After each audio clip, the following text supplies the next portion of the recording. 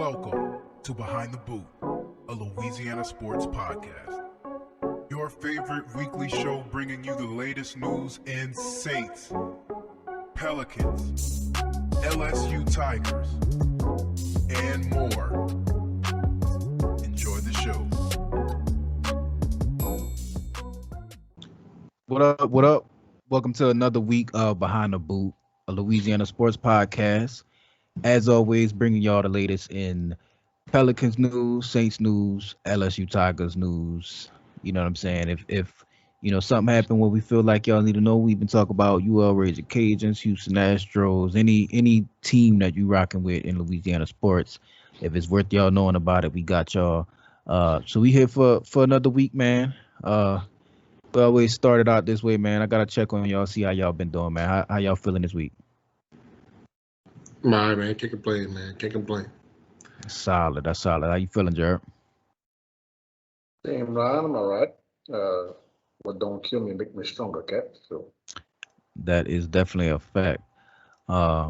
Speaking of what don't kill you, make you stronger. I want to start with them dudes down there in Baton Rouge, man. They're going through some rough times, y'all. I know we touched on it last week. I think every week that go by is looking slower and slower for Ed. We had a tough loss against Kentucky, 42-21. I just kind of want to get your thoughts on the loss, and do y'all think it changed anything with Ed? Because specifically, I'm looking at the injuries that's been coming out. We had a couple season-ending injuries for some big key players. So I'm gonna start with you, Jerry. You think that maybe change anything for Ed, or he's still out the door? you know what, Ryan? I'm gonna keep this short, simple, straight to the point. This guy's gone. He is all but gone. The only reason why he's not fired right now is whatever Scott Woodward, the athletic directors, that the AD is cooking up. He's not ready to fire him yet. And if you look at it, there's really no point firing him right now at the moment, because what good is it going to do to fire him? Because they don't have no interim head coach candidate worthy enough to take over the team. So Scott is probably going to just roll out with him, keep it rolling. Unless something really bad happens. Like if he loses again to Florida this week, Saturday coming up, if he gets blown out, I think it might be time to part ways with him ASAP, because this is going to get worse. That's opinion. Yeah, I definitely agree. I was reading this article on USA Today, and they said something that I thought was pretty interesting. It looked like it's from Paul Finebaum on SEC Network, but he was saying the problem. Man, I hate that dude, bro. But hear me out, Dan, because I'm coming to you on this one. He got a quote in here. He was like, the problem for Ed Orgeron is the schedule.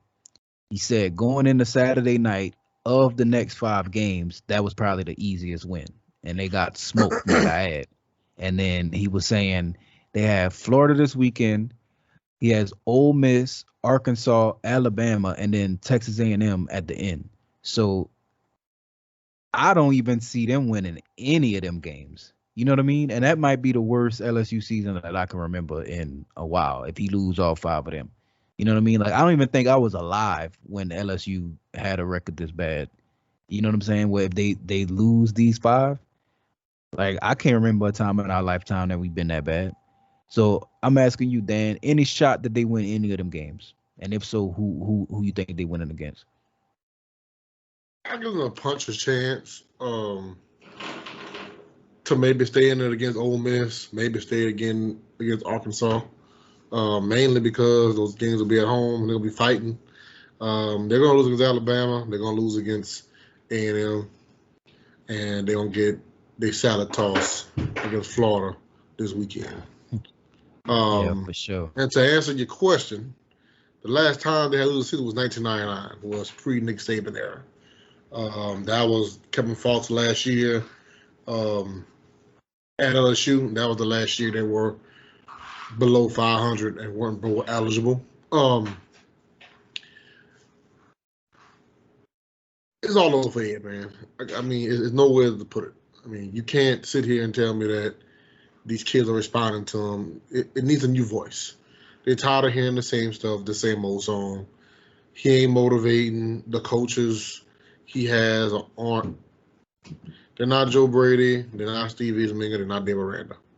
I just hate to say it, man. Like, I think if he was able to keep his assistants, and maybe if the only way he probably would have been able to stay if he'd have kept Joe Brady, and Joe Brady maybe would have been able to stay. Maybe he might have been able to right the ship a little bit, but Ed's the kind of coach that he needs top flight assistant coaches and coordinators to succeed. And if you think that way, Nick Saban is that way. If you understand how Nick Saban hires, Nick Saban is that. Nick Saban and Ed Orgeron is very similar. Matter of fact, their records with their first 5 seasons are identical with Nick Saban and Ed Orgeron. But Ed Orgeron Nick Saban always kept the best assistant coaches.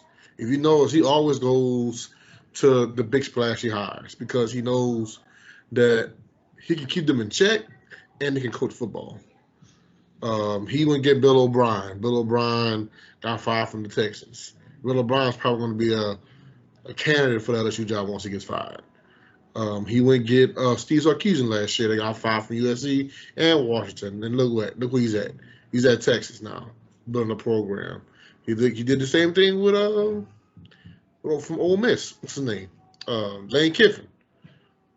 Nobody wanted Lane Kiffin. Lane Kiffin quit on the Oakland Raiders.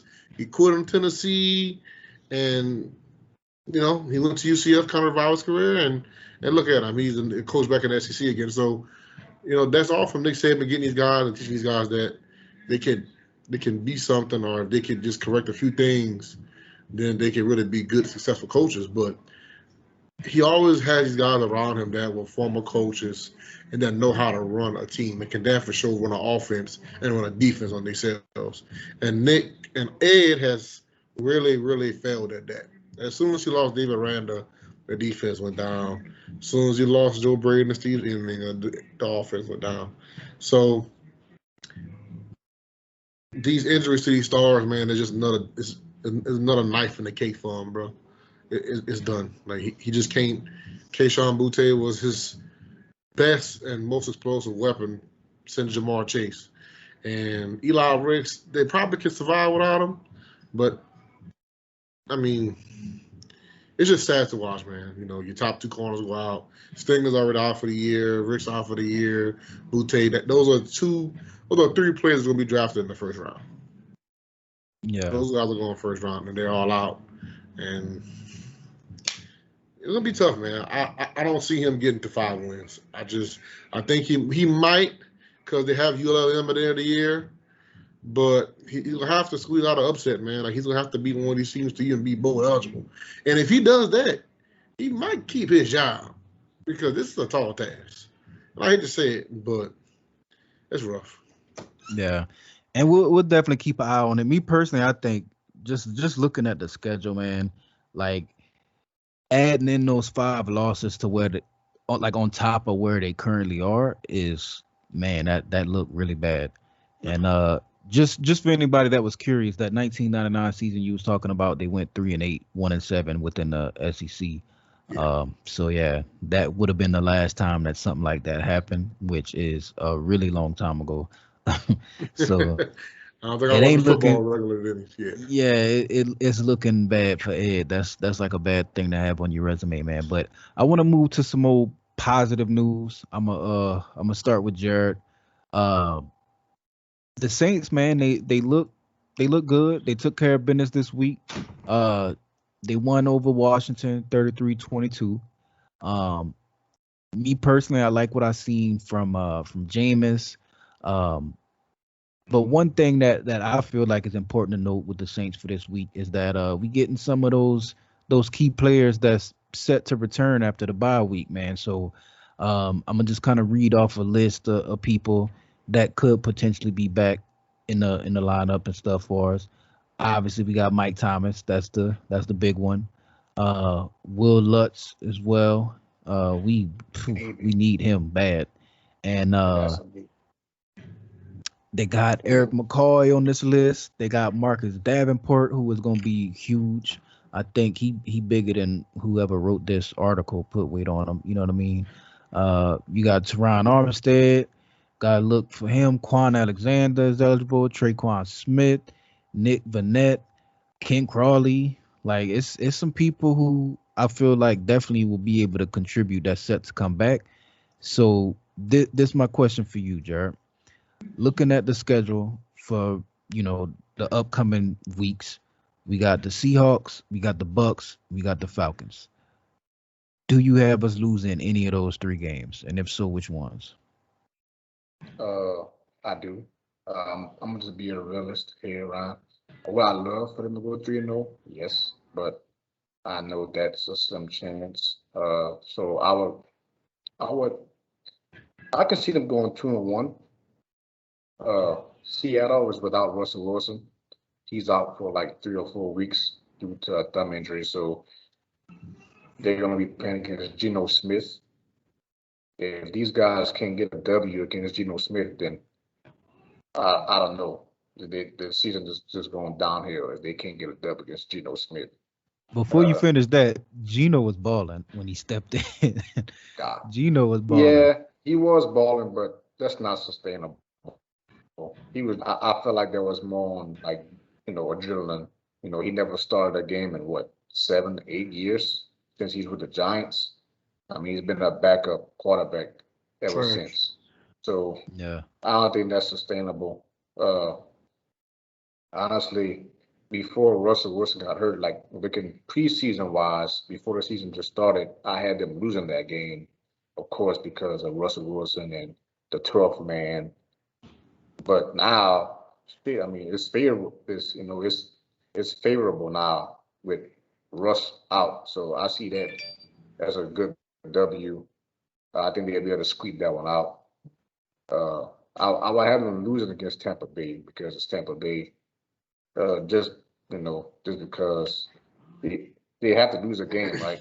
Sooner or later they have to lose a game, and I'd rather them lose that game. That's a good loss and beating Atlanta, which we all know the Saints, and they're liable to put up a goose egg or a stinky egg every once in a while and fall into these trap games like the Falcons, and they're just liable to drop at least one every year. I'm Yeah. just hoping this one is not it because they did against the Giants, dropped the ball against the Giants. That game could have really been helping them out towards the playoff push, but whatever. Uh, but I feel like they'll go 2-1, especially with getting Eric McCoy and possibly Terran Armstead back. Switching Ruiz back to guard, getting our all pro center back. You know, I felt like that would be definitely, you know, a sure thing, a 2-1. Yeah. And I agree with that. I think that's fair. I know a lot of people like if you were a delusional Saints fan, you might be upset with that and think 3-0. But I think if they were to squeak past that little stretch of the next three games being 2-1, I would be happy. Like you said, the Bucks would be like obviously you don't want to see your team take a L, but losing to the Bucks I will understand. You know what I mean? But I do think it's very winnable. But now for Dan, what I want to ask you is out of the list of the key players that could potentially be returning, who do you think gonna make the biggest impact? Like who are you looking forward to coming back the most? Well, there's no doubt Michael Thomas, but how many weeks is it All gonna right, take him yeah. to get back? So let's exclude Michael Thomas because that's the obvious answer. But who you think? I'm gonna go ahead and go Because with Ed I'm McCoy. going Lutz. Well, let's too, but I'm gonna go ahead and go with Ed McCoy. I think Ed McCoy coming back and stabilizing that center, moving Ruiz back to right guard. I think our offensive line is back to what we had it before. And I could say, I mean, what they had, what did who they had playing at left tackle? Was it Throckmorton this whole time? It was Stockmorton been playing. He's been playing pretty good. I mean, he ain't been giving up no sacks. So I mean, Yeah. I would say Taron, but Damn. I mean, they've been playing pretty good. So I mean, I didn't even know Taron was out. I mean, honestly, I mean, he wasn't nobody. James was getting hit like that. The only person that was letting James get hit was Andrews Peak Trash. Trash yourself, man. That dude is garbage. But Yeah, that's he another is kind bad. of another game, man. But to answer the other question though, I ain't delusional at all, and I want to say they go 3-0. Remember, I said at the beginning of the season, at this I might have been episode 14, maybe. I'm not sure, but right whenever James became the starter, I said he was throwing 40 touchdowns. So we 5 games through the year, and he's averaging 2.4 touchdowns per game. So I did 2.4 times 17, and guess what? Guess what we got? 40 touchdowns. So he's gonna get his 40 touchdowns. That's a fact. And he's going to throw about 11 or 12 picks. Hey, I'll take that. That is like a 3-to-1 ratio on touchdown interception. I'll take that, and twice on Sunday. James that's is a going to. fact. Sean is going to go ahead and let this guy go. I know it's going to take Michael Thomas a few weeks to get into game shape and whatnot. But I think just Michael Thomas even being available just in spot duty on, third downs when they really need him. You know what I'm saying? Like, it's going to be a big help because Michael Thomas can get open, man. And, like, he know how to run routes. He's good at these zone concepts, find the hole in the zone, sitting down. That's what we're struggling at. We could throw the deep ball. We could throw the go route. We can do that stuff, but we just didn't have the experience for the receivers to be on the same page with Jameis and find these holes in the zone. And I think Michael Thomas comes in immediately and solves that. The way I say we go 3-0, and why I say we go 3-0 is I think they're going to beat them for Geno Smith in Seattle. We play Tampa. Tampa is the opposite of us. They're being hammered with injuries right now. Chris Godwin's hurt. Rob Gronkowski is out. Levante David is out. And Antoine Winfield is out, their safety. And their cornerback is out. So we got Richard Sherman back there. We playing against us. And I think James going there instead of, is that game at home or is it away? That's a home game? I can check for you. Let's see. If it's away, James is going it's at home. It's at home, okay. Yeah. I mean, I still think that James is going to play good. But when he goes back to Tampa and he's going to be in that opposite uniform, I think James is going to throw for about 350. Just to, the adrenaline going to be high and he want to prove that, it wasn't his fault or the team was sorry. You know what I'm saying? But then they go 3-1. I think they don't. Atlanta's just very bad this year, man. Atlanta's just not very good. I know we always drop a game to them, but if they lose to Atlanta, bro, that's just a complete lapse of focus. And that's going to be completely on Sean Payton if they lose that game. Oh, yeah, that's a I fact. think they could literally go into that game and just pound the ball and run them out of the building because they can't stop the run and they damn sure can't stop the pass. So, and their best receiver's hurt, Calvin Ridley. So, I mean, I think we're fine. I think we get that game good. We get healthy at the right time, and it's time to hit the stride. I still think they win about 12 games. I think they'll go right about 12 and 5. Around there, I think they lose 2 more for sure. But I think they go about 12-5 and they're going to be like a 4th seed. I don't think they win the division. I still think Tampa will win the division because that's such a league. And Carolina probably still going to be there too. But I think they go 12-5 this year. Yeah. I give you that too because I remember we had this talk when it was still the off season and we was kind of coming into the year. And I thought that take was crazy. But like looking at how the team looked, like that's looking likely. You know what I mean? Like I think a 5-loss season for the Saints is not out of, it's not a stretch to say like, oh, they go 12-5. You know what I mean? So I got high hopes for it, man. I think we're gonna be a different team after the bye week, especially getting some of those key people back. And even if it don't make like a huge impact, the little thing, because like my answer was Will Lutz. Like out of all those players on the list, I think he's the most important. With the reason being, especially how Sean has been play calling on offense, like being that reserved, conservative guy. Field goals is the difference between wins and losses in close games. Yeah, Like your when we kicker, gonna need you know what them, I'm when we saying? gonna need them, we gonna need them. And Yeah, the garbage they had these past couple of weeks, Jesus Christ. yeah, that's the fact. And definitely like for teams like Tampa Bay, where those are going to be close games. Like I don't expect to go into Tampa Bay and run them out the building. Like that's just not, to me at least, that's just not possible. But um, we'll definitely keep a lookout, man. I'm gonna definitely pull this episode after those 3 weeks, and then we can look to see how everything shaped up. But I do agree. I got 2-1 as well. Possibly 3-0. I might be rolling with you, Dan. But Hey, Ron. we gonna move on to our last topic for today, man, which is a Can I say big one. something? Oh yes, sir, Mr. Jerrette. Yes, sir.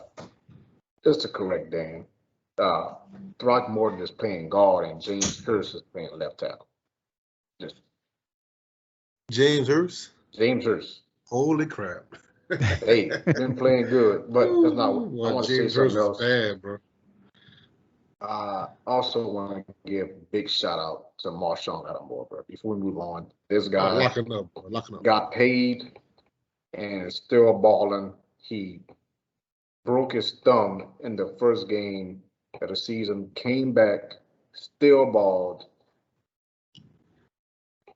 came back and been balling every single game since.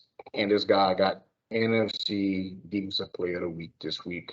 Shouts out to you, Marshawn, for getting paid and still performing, bro. Solid. And Nah, Sean that's a locked up, fact. bro.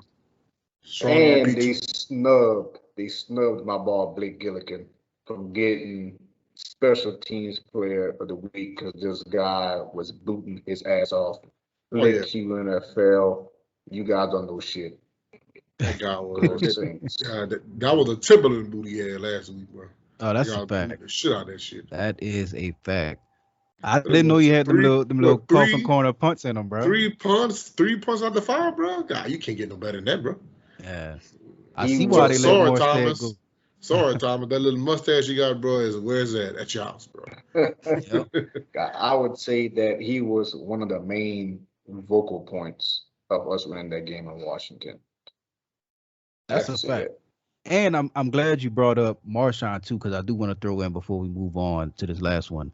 I want to have a discussion next week, unless something super crazy happened with the Saints. But I want to have a discussion.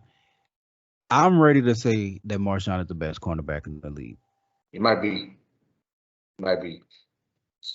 I really do think that he has a very strong case. I want to come in next. I want to come in next week with stats and everything to back up my claim.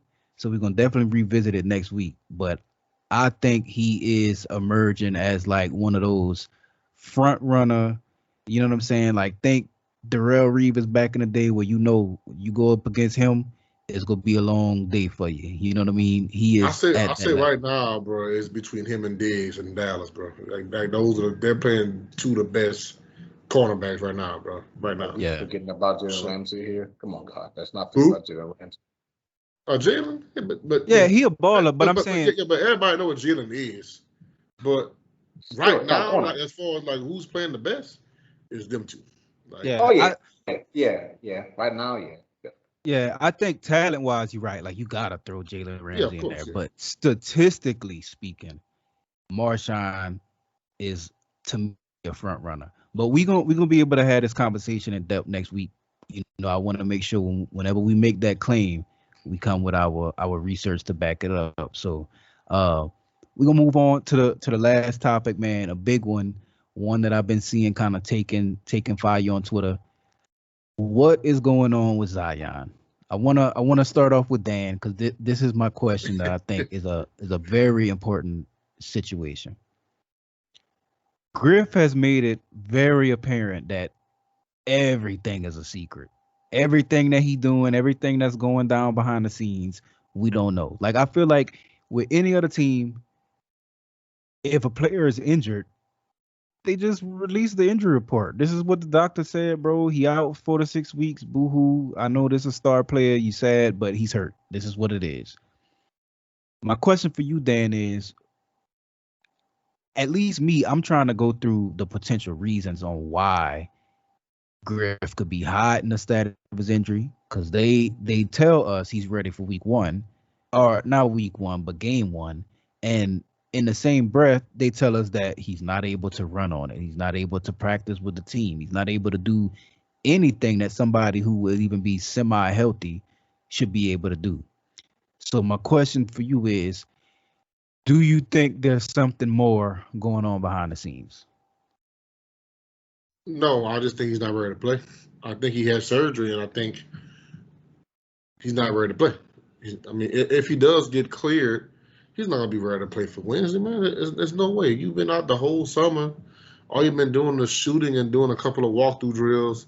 Ain't no way you can just ramp it up in 3 days and be ready to play a basketball game on Wednesday, bro. There's no way. I think they're gonna. That's what the Pelicans do. They're gonna be, oh, he's questionable or game time decision. He's gonna miss the first 2 or 3 games, and then he's gonna play. I don't think there's another injury if that's what you insinuate. I don't think it's that deep, but I do think they're hiding the fact that he's gonna miss the first couple of games. I do think he missed the first 3 or 4 games. No way he plays Wednesday night. If he does play Wednesday night, bro, that's a terrible decision on the medical staff and on David Griffin. Now, I think Zion might overrule it. Maybe he might. I don't even want him to have a minutes restriction. So that's the problem. If he healthy, you need to let him go. Don't come back and start doing this pussy shit. You know what I'm saying? With this, oh, he got 20 minutes tonight, and he got 22 minutes tomorrow night. No, if he ready to go, let him go. Right. If he out of shape, give him a week to get in game shape. Get into shape to be enough to play a game, and then you let them go. And then you do the minutes from there. But don't just come into the game with a minutes restriction to start off with, because that's the worst possible thing you could do to this team, to this fan base right now, because they're going to eat Griff alive for lying again, claiming that he's going to be ready for the start of the season. When we all know he ain't even been cleared to even practice yet and to run. Right. It's 7 days. Well, now 6 days. It's gonna be 6 days and a couple hours for him to be able to be cleared to run, and he has a game to play. Doesn't make any sense. This where the red flag come up for me is that why say that he's gonna be like, they made that a focal point of their media day is for Zion to be up there and tell people that he was gonna be ready for the first game. You know what I mean? Like, you could tell that was something where they told him before he even hit the podium. Tell everybody about your injury, but make sure they know that you're good to go for game one. My thing is, what reason? Like, I guess maybe you can make the case that, all right, going into the season, obviously their goal is to sell tickets. You want to, get people to be season ticket holders and who want to go watch the Pelicans with no Zion. Understand that. But you only hurting the fans more by lying, because now we expecting him to play and it's looking like there's no shot of him playing. So my question for Jerrette is, I see a lot of people, they kind of, I guess you could say, creating scenarios, because obviously we have little to no information, but I would agree just in the sense of, I believe that where there's smoke, there's fire. So we had the whole Griff played the piano for him fiasco, and they got beef and smoke and all this. And then you got Griff lying about the injury, and we can't trust nothing that's coming out of the organization. Like, it just seemed like there's some type of, I have no idea what it could be, but it seemed like there's some type of smoke. So my question for you is, do you think that there's a potential for there to be something more to the Zion situation? Like, is it time to start paying attention and getting a little worried? Me personally, I wouldn't start worrying just yet. Like, if this lingers, let's say he's out for more than the first week, of the start of the NBA season, then red flags should be coming up on everybody's, radar. Okay, what's really going on right now? Do I put it past Griff to be hiding stuff? No, I don't put it past him. Uh, I can actually see that. I can actually see a scenario where he's trying to fend off the media and fend off the fans because he already know he's in hot water already. He don't want more questions brewing about, you know, his, you know, his position with GM and if he really know what the fuck he's doing. So I feel like you said, he told Zion, "Hey man, let's just say you're gonna start off for week one or game one, just so nobody doesn't really start raising questions about what really happened," type deal. I can Right. see that scenario, but I can also see a scenario where like, well, maybe the injury, maybe it's lingering, like maybe it never healed properly yet, type deal, or maybe what, let's give it another week or so to see if it's get any better for you, Zion, and plus let's add a couple more days for you to get in game shape, type deal. Now, when you say that, who knows? Griff is a liar, like we all know. But I say, me personally, I'll just wait another week. Let's see where he's at, if he's playing or not, and then we can go from there. Because I don't have any inside information about that situation, like Right. the rest of us. And what's crazy about that is nobody does. Like I feel like people, even people who should know, and because it's kind of tough because I feel like the vibe that Willie Green give me is that he's a very straightforward and transparent guy, right? I watched his post practice availability today, and they were asking about Zion, and he was saying how he's been showing progression and getting better, and that he's still looking like he's gonna be on pace to be back, but they were still keeping an eye on it because they haven't gotten any test results back. And so we all know that with today's medical technology and stuff, especially for these NBA players, like if you really wanted to test if his injury was getting better, you could just do that, get same day results. Like, and it seemed to me how this is Zion Williamson and not like Jose Alvarado or somebody. Like, you would want to know the status of his injury. Like somebody knows, and they're just not saying for some reason. And that reason, which is the part that nobody knows, kind of make me worry. Like I really do believe that there's some type of tension or something going on because even in the beginning, you telling me that Zion was just working out solo while the rest of his team was in wherever they was. Where did they go work out over the off season? Anyway, Or they it was Tennessee. with Brandon Ingram, wherever Brandon yeah, Ingram yeah, I was. think it was Tennessee. Yeah, but They they all went to went Arizona, somewhere. then So Tennessee. yeah, so you telling me the whole team over there doing that, and Zion was just doing some solo drills, and just so happened to get this crazy ass injury doing solo drill. Like, come on, bro. Like, they feeding us bullshit. So that's what make me think there's some type of fire or something deeper going on. I don't know what, and I don't want to be like a conspiracy theorist and try to come up with possible scenarios, but it definitely smells fishy to me. You know what I mean? So me personally, I'm not gonna say I'm like in panic mode, but I'm definitely like, all right, we need to watch this because this could potentially be something bad. And I just like, I don't know, I read into like how other players talk about it. So I listen to Brandon Ingram talk after practice. And when they ask him about Zion, like I feel like he kind of had a way of like, oh, this nigga, we gotta talk about this nigga, and that ain't a a good sign. You know what I mean? Like, so we'll keep an eye on it, man, and see what happened. Um, Based on the preseason, Dan, how you think we fare? Because I know we can't really judge that by the scores, but it don't look too good, man. What you think? You still as confident as we were going into the preseason? I don't look towards the preseason because basically for me is They did good in the last couple of preseason. They sucked during the season, so I don't even judge that at all. But it's all about chemistry, man. I think they can even still win games without Zion, but they just gotta come together as a team, and they gotta play the team, and they gotta lock up on defense, man. I mean, you got all the pieces to play good on defense. You got outside shooting.